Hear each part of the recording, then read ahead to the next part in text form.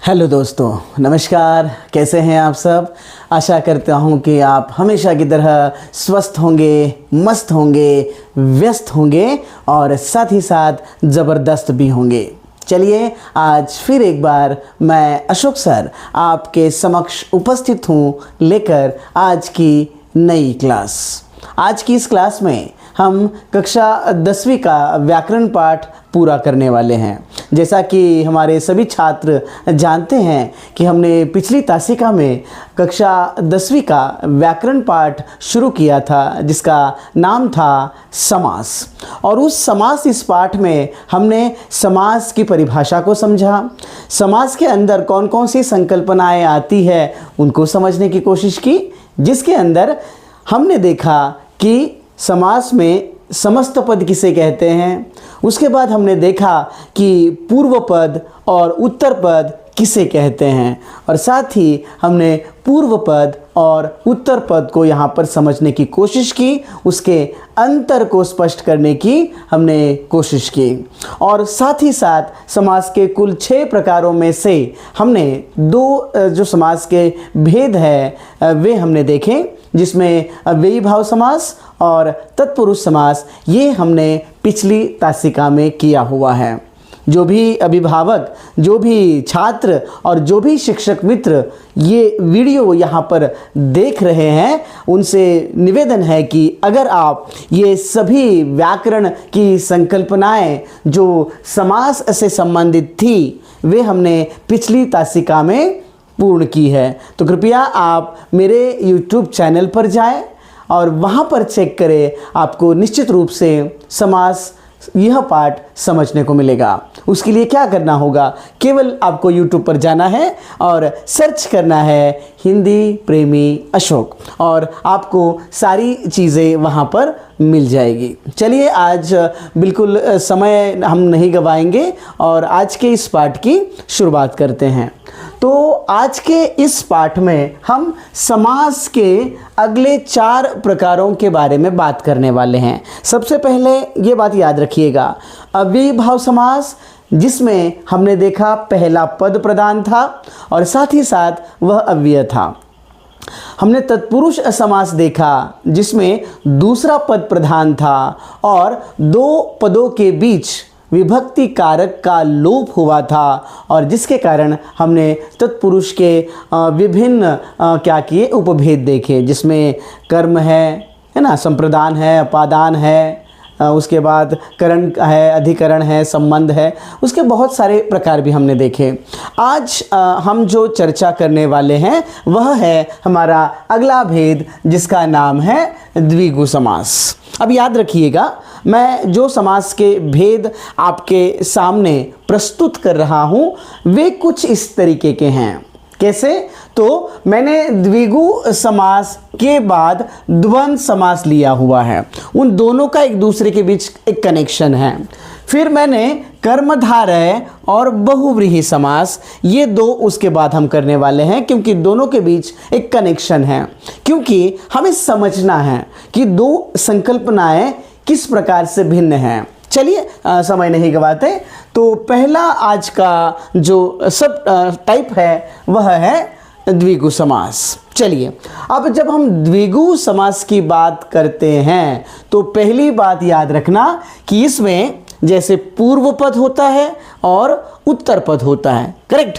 तो जो पूर्व पद है यानी जो पहला पद है, इस समास में होता है संख्यावाचक।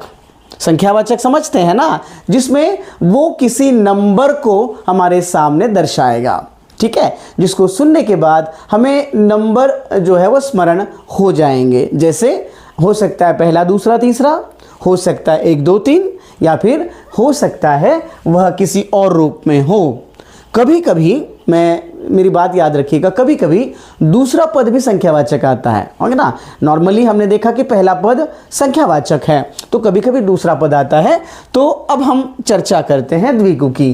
तो अगर आपको इस प्रकार से प्रश्न पूछा जाए कि द्विगु समास और अव्ययी भाव समास, इसके अंतर को स्पष्ट कीजिए, तो पहला अंतर क्या आएगा कि अव्ययी भाव समास में पहला पद प्रधान होता है, ठीक है, और द्विगु समास में पहला पद संख्यावाचक होता है। ये बात याद रखिएगा, ये है इसका पहला अंतर। ठीक है, अब आप जब इसका विग्रह करने जाओगे ना, जब भी आप इसका विग्रह करने जाओगे तो विग्रह में हमेशा याद रखिएगा यहाँ पर दो प्रकार के शब्दों का प्रयोग होता है।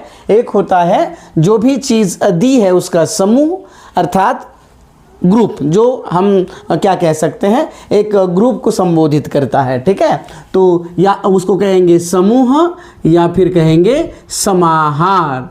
ठीक है, तो विग्रह में ये दो शब्द का प्रयोग जो है वो हमें देखने को मिल जाता है। चलिए समझते हैं। मान लीजिएगा कि शब्द है नवग्रह। शब्द क्या है? नवग्रह। ठीक है, अब नवग्रह, इसमें जो पहला पद है वह है नव। नव यानी कितने? 9। ठीक है, अर्थात पहला पद हो गया संख्यावाचक। ठीक है, और किसकी बात हो रही है? ग्रहों की बात हो रही है, तो इसका विग्रह होता है 9 ग्रहों का समूह। ठीक है, 9 ग्रहों का समूह। ठीक है, तो ये हो गया द्विगु समास। याद रखिएगा, समझने का सबसे आसान तरीका और वह है पहला पद संख्यावाचक। ठीक है, और विग्रह कैसे होगा? या तो समूह या तो समाहार। ठीक है, चलिए, तो यहां पर बात क्लियर हो गई कि पहला पद संख्यावाचक आ गया। जहां पर पहला पद संख्यावाचक, वहां पर वह होगा द्विगु समास। ठीक है, आगे चलकर एक और समास है बहुव्रीहि समास, जिसमें भी कभी कभी संख्यावाचक शब्द आते हैं, लेकिन उसकी विशेषता कुछ और है, वह मैं आपको बस समझाते समय बता दूंगा। ठीक है, चलिए अगले उदाहरण की तरफ चलते हैं। शब्द है त्रिवेणी। ठीक है, चलिए नियम के अनुसार देखते हैं कि क्या इसमें पहला पद संख्यावाचक है। बताइए, क्या पहला पद संख्यावाचक है? तो बिल्कुल है। त्रि यानी 3। ठीक है, तो इसका विग्रह होगा 3 वेणियों का समूह। ठीक है, तो हमेशा याद रखिएगा, विग्रह या तो समूह होगा या तो समाहार होगा। ठीक है, चलिए अगला शब्द आपके लिए है त्रिकोण, जो कि मैंने यहां पर ऑलरेडी लिखा हुआ है। फिर भी आप कोशिश करते रहिएगा। त्रिकोण, जिसमें पहला शब्द है त्रि, अर्थात फिर एक बार 3, और किसका समूह होगा या फिर किसका समाहार? कोणों का समाहार। तो ये हो गया 3 कोणों का समाहार। ठीक है, अब अगला शब्द है सप्ताह। ठीक है, सप्ताह। ठीक है, अब सप्ताह में अगर हम इसका विग्रह करेंगे, सप्त का मतलब होता है 7 यानी 7। ठीक है, अर्थात यहां पर भी पहला पद संख्यावाचक आ गया, और जिसके कारण हमने उसे कौन सा समास कहा? द्विगु समास कहा, और इसका विग्रह है 7 दिनों का समूह। ओके, तो इससे हमें क्या समझ में आया? इससे हमें यह समझ में आया कि जब भी कभी हम द्विगु समास को पहचानेंगे तो ज़रूरी बात कौन सी है कि इसमें संख्यावाचक पद होना आवश्यक है। ठीक है, उसमें संख्यावाचक जो पद होगा वही उस समास की विशेषता होगी, उसकी आइडेंटिटी होगी। ओके, और विग्रह क्या होगा? या तो समूह कहलाएगा या तो उस चीज़ का समाहार, ऐसा यहाँ पर हम उसको कह सकते हैं। ओके, तो इस प्रकार से ये द्विगु समास कहलाता है। याद रखिएगा, कभी भी भूलिएगा मत, पहला पद संख्यावाचक जिसका होगा वह होगा द्विगु समास। क्लियर? आगे बढ़े, चलिए समझते हैं अगले समास को। ठीक है, चलिए अब अगला समास जिसका नाम है द्वंद्व समास। नाम क्या है? द्वंद्व समास। अब नाम से हमें पता चलेगा द्वंद्व मीन्स क्या, अर्थ क्या है द्वंद्व का। तो द्वंद्व का अर्थ होता है युद्ध। ठीक है, अब युद्ध किसके खिलाफ लड़ा जाता है? तो द्वंद्व यानी युद्ध जो लड़ा जाता है वो हमेशा दो विरोधी, है ना, जो भी होंगे उनके परस्पर सामने ये युद्ध लड़ाया जाता है। तो बिल्कुल वैसे इस समास का जो नाम है वह है द्वंद्व समास। और द्वंद्व अर्थात दो विरोधी शब्द यानी विपरीत शब्द यानी ऑपोजिट वर्ड्स आमने सामने आएंगे। ठीक है, अब इसमें कौन प्रधान होगा? तो इसमें दोनों पद प्रधान माने जाते हैं, पूर्व पद भी उत्तर पद भी। ठीक है, दोनों पद प्रधान माने जाते हैं। प्रधान का मतलब समझते हैं ना, कि वह उस शब्द का या फिर उस पद का अर्थ डिसाइड करते हैं। ठीक है, इसलिए वो मेन यानी प्रधान कहे जाते हैं। तो इसमें कौन सा पद प्रधान है? ना पहला ना दूसरा, दोनों इक्वल यानी दोनों पद प्रधान माने जाते हैं। और क्या विशेषता है इसकी? तो एक दूसरे के विलोम, विलोम यानी अपोजिट्स वर्ड्स होते हैं, और जब इसका विग्रह किया जाता है ना, जब उसको विग्रह उसका किया जाए तब उसमें अथवा, या, और, एवं इस तरीके के शब्दों का प्रयोग होता है। देखिए, मैंने 3 विशेषता बताई। पहली विशेषता यह, दोनों पद प्रधान होते हैं। दूसरी, एक दूसरे के विलोम शब्द वहां पर हमें देखने को मिल जाते हैं। और तीसरी और एक विशेषता है कि दोनों के बीच में योजक शब्द का प्रयोग होता है, योजक चिन्ह का प्रयोग होता है। ठीक है, जैसे ये डैश। ठीक है, तो योजक का प्रयोग वहां पर किया जाता है। ये 3 विशेषताएं याद रखिए, और विग्रह करते समय अथवा, या, और, एवं इन शब्दों का प्रयोग किया जा सकता है। ठीक है, अर्थ के अनुसार हमें कौन सा अथवा में लिखना है, कौन सा या में लिखना है। ठीक है, जहां पे 2 चीजें साइमल्टेनियसली चलती हैं तो या, जैसे सुख दुख, सुख या दुख, इस प्रकार से समझते हैं। चलिए उदाहरण देखें। चलिए, अपना पराया, देखिए दोनों के बीच में डैश है। ओके, और आपके सामने शब्द दिया अपना पराया, और आपको पूछा ये कौन सा समास है? तो हमारा पहला नियम कहता है कि दोनों एक दूसरे के ऑपोजिट है। कौन सा समास? द्वंद्व समास। ऑपोजिट है तो द्वंद्व समास। ठीक है, फिर हमने आपको कहा था कि इसमें दोनों के बीच में डैश आएगा। आ गया? चलो आ गया। मतलब पहचानने के आसान तरीके, मैं आपको आसान तरीके बताता हूं। ठीक है, तो अपना पराया।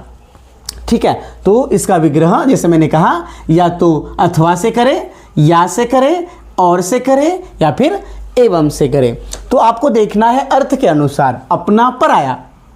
ठीक है ना, वो कौन है ना, अपना या पराया। ठीक है, तो यहां पर किसने जोड़ा? या, इस योजक शब्द ने यहां पर इसको जोड़ा।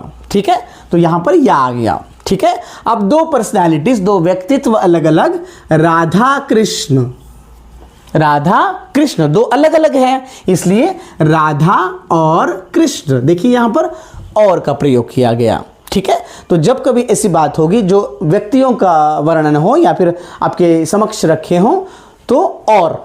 ठीक है, दोनों में से एक चुनना है, तब या, सुख चुनो या दुख चुनो। ठीक है, या तो वो अपना होगा या तो पराया होगा जिसने आपको दुख दिया है ना।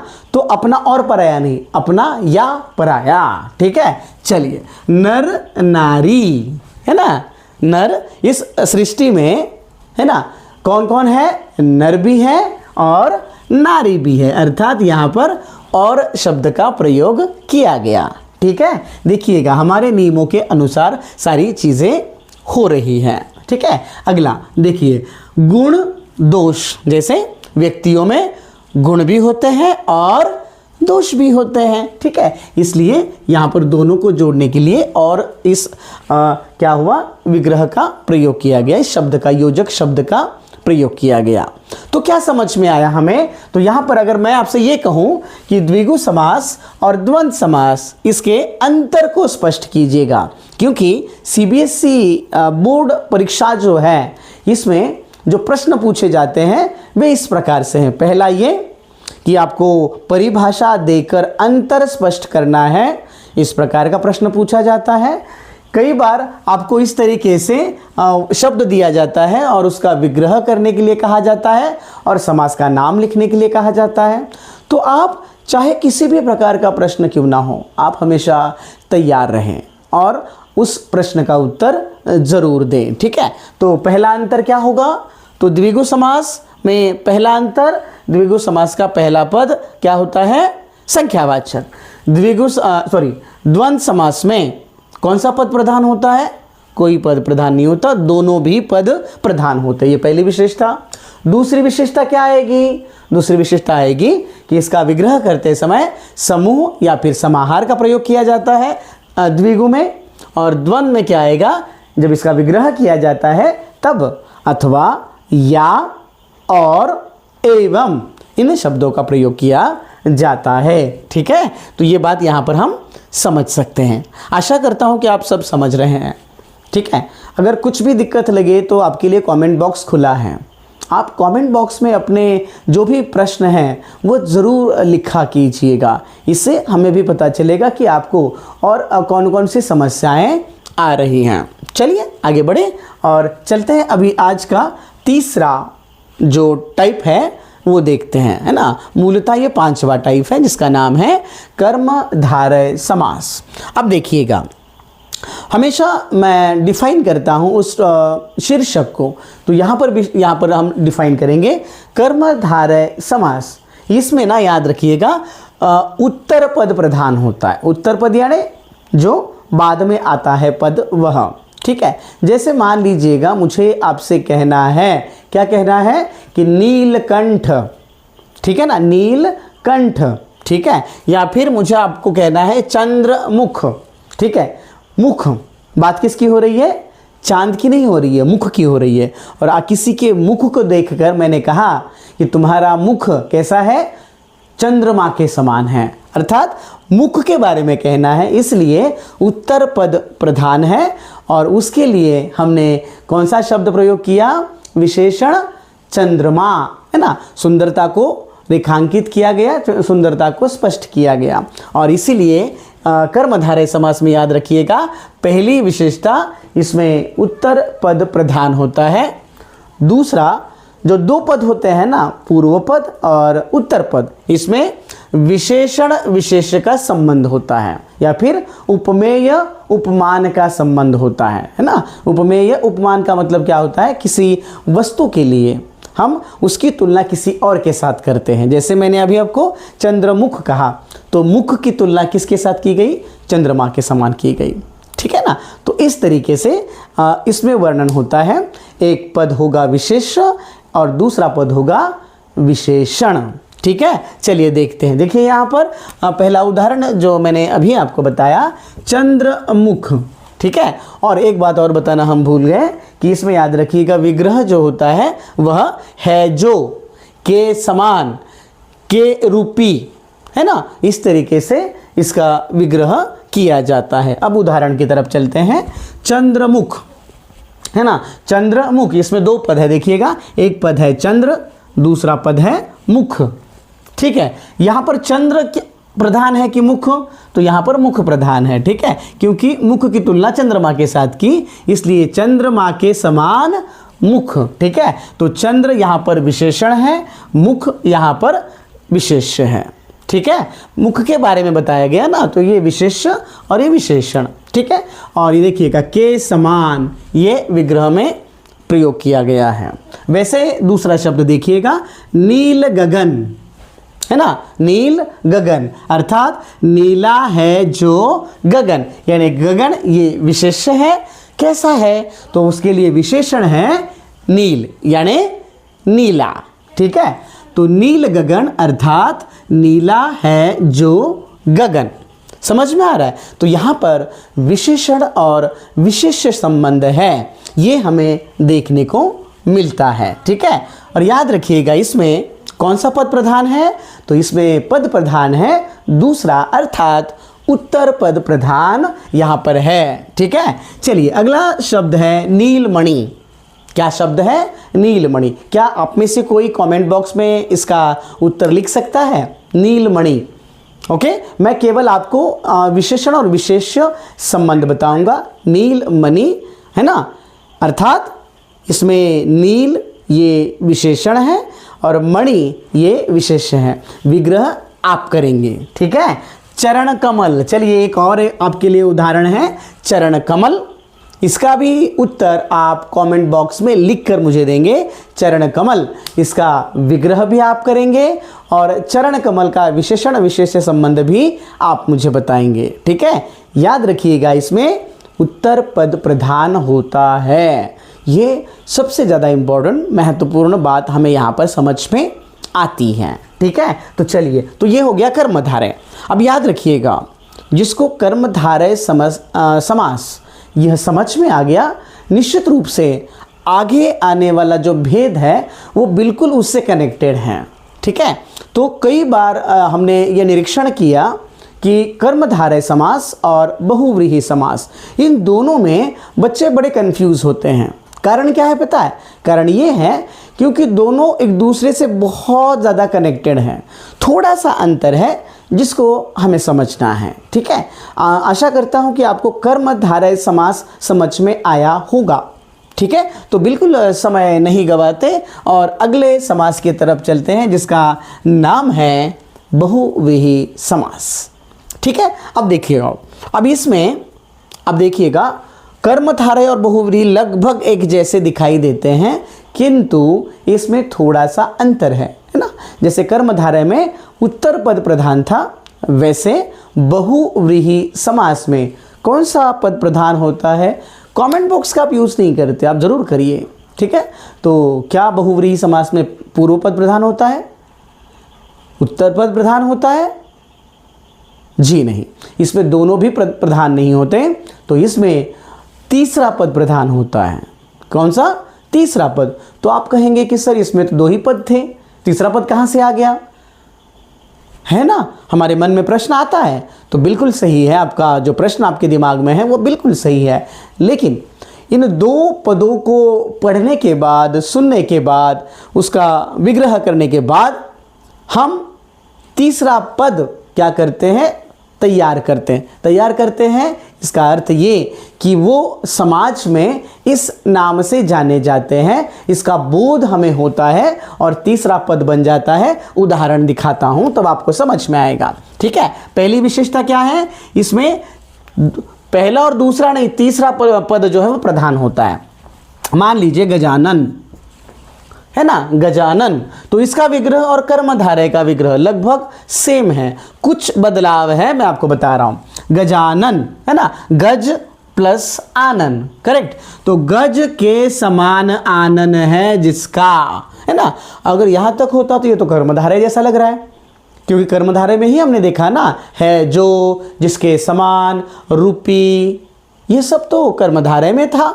ये भी यहाँ पे भी है, हाँ बिल्कुल सही है, यहाँ तक जरूर था, लेकिन इसके बाद ये वाला पार्ट बढ़ा, अर्थात श्री गणेश। यानी गणेश यहाँ पे लिखा हुआ नहीं है, गणपति जी लिखा हुआ नहीं है, लेकिन जब हम गज के समान, है ना, गज के समान आनन यानी मुख जिसका है, वो हम किसे कहते हैं? गणेश जी को कहते हैं। अर्थात ये तीसरा पद यहाँ पे तैयार हुआ और ये यहाँ पर प्रधान माना जाता है, इसलिए यह बहुव्रीहि समास होता है।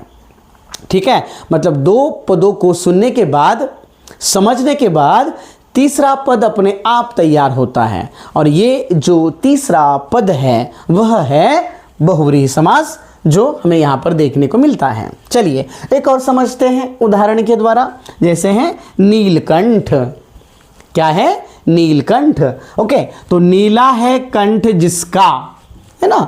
अब ये कई बार ना कर्मधारय में भी पूछा गया है कि नीलकंठ, और विग्रह दिया जाता है नीला है कंठ जिसका। तो अगर यहाँ तक लिखा है ना तो कर्मधारय भी हो सकता है यहाँ तक, लेकिन अगर उसका विग्रह ऐसा दिया हुआ है कि नीला है कंठ जिसका, अर्थात भगवान शिव शंकर, तो वह कर्मधारय नहीं होगा, क्योंकि इसमें तीसरा पद बन गया है, और जब तीसरा पद बनेगा तब वह केवल और केवल बहुव्रीहि समास होता है। इस बात को याद रखिएगा। ठीक है, अगर आपको इस तरीके से सवाल पूछा गया तो दोनों में अंतर बस वही है। ठीक है, तीसरा पद किस में प्रधान होता है?